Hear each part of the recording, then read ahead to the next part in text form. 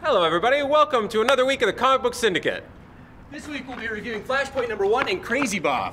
Before we do that, let's go to YouTube and see what our viewers have to say. Hi Comic Book Syndicate, I want to read X-Men. Where do I start? That's an excellent question. What do you think, Thunderbird? Well, Magneto, you know, I was really looking forward to this one because I've read so many X-Men in my life, you know, probably almost everything Chris Claremont ever did, plus more, right? The funny thing is that if you're thinking about where to start, you'd think maybe at the beginning Stan Lee and Jack Kirby, or you'd think maybe Chris Claremont and Dave Cockrum. But the fact is when I give those comics to my non-comic book reading friends, they have a really hard time getting through them because the dialogue is so stilted, there's so much exposition. I don't think John Byrne's artwork is held up as well as it could have. Well, I'll disagree with you on that, but sure. That's fine. I mean, you know, you're an evil mutant and I'm a good one, but that's understandable. But the thing is if you're going to start with X-Men, where I would recommend starting is none other than with Grant Morrison and Frank Quitely's new X-Men run from 2001 to 2004. You can pick those up in trades. You can also pick them up as an omnibus. This is for people that haven't read X-Men. So if you hate X-Men or if you love X-Men, new X-Men by Grant Morrison and Frank Quitely. White Queen, what would you recommend? You know what? I can't recommend anything. The problem with me is I've read so many X-Men over the years, and it's just, but the word to me is overexposure. They've have over like 60 mutant titles. It just, there's nowhere really to start, because when you start, like Chris Claremont's run, at the end, there's so many things that were left unfinished. And I remember Scott Lobdell, I think his name was, in the early 90s, says, I'm going to fix all that. Well, he never did. No. And then we got more titles. Like, well, you know, Scott Lobdell, you'd think with his experience as a stand-up comedian, he would have been able to write the X-Men, but sorry. I guess it didn't work out for him. No, it's not.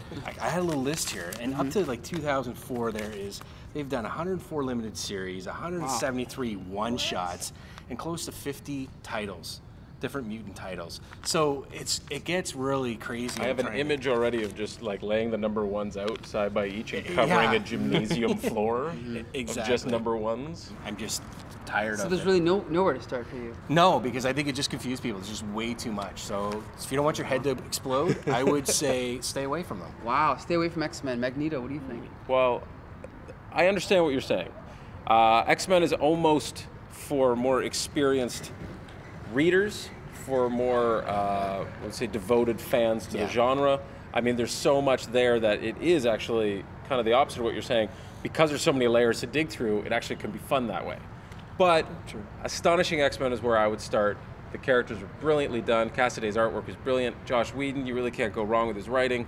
It's an exciting, fantastic story. You don't have to worry about is Professor X walking? Is he not walking? I don't know what's going on. You know what I mean? You can just enjoy these stories. Yeah, true. But that would be my recommendation.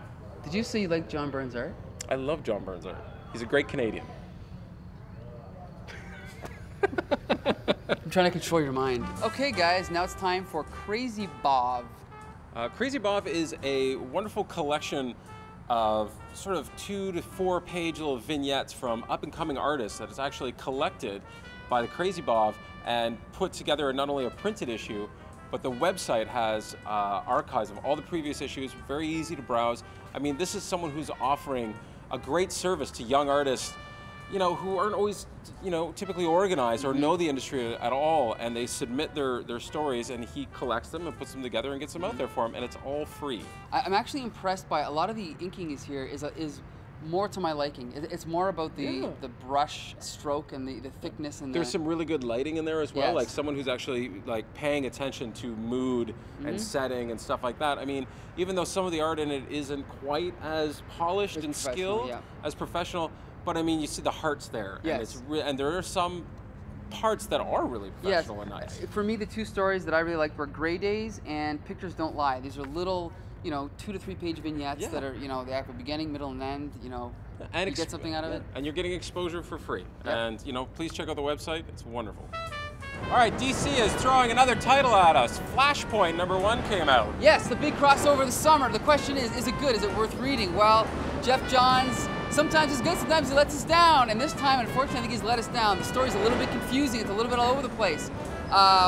2 protagonists is half as good, not twice as good. And unfortunately, you get to the ending, and it's ruined by exposition. Instead of, spoiler alert, instead of showing that it's Thomas Wayne, Flash says Thomas Wayne. Oh well, my God, it's because Thomas Wayne. It's not Bruce Wayne, it's Thomas Wayne. Well, I tweeted this online and complained about it, and someone said, well, how are we supposed to show him? It's simple. Take off his mask. That's how you show it. There's a lot of ways. Also, this week came out Conduit issue number 2 by local artist Tony Gray. Why did I forget his name? Tony Gray's second issue, wonderful. All takes place at Chrysler's. It's a brilliant book. Please pick it up. Backup story, Laser Police, drawn by Tony Gray, written by... Not this guy, but this guy. Yes, and colored by Jolie Inthavong. So yes, we are trying to put our money where our mouth is. We've produced our own comic. We'll see how good it is. George, we'll give you a copy and you can review it. How about that? I like it. Awesome. Thanks, everybody. See you next week.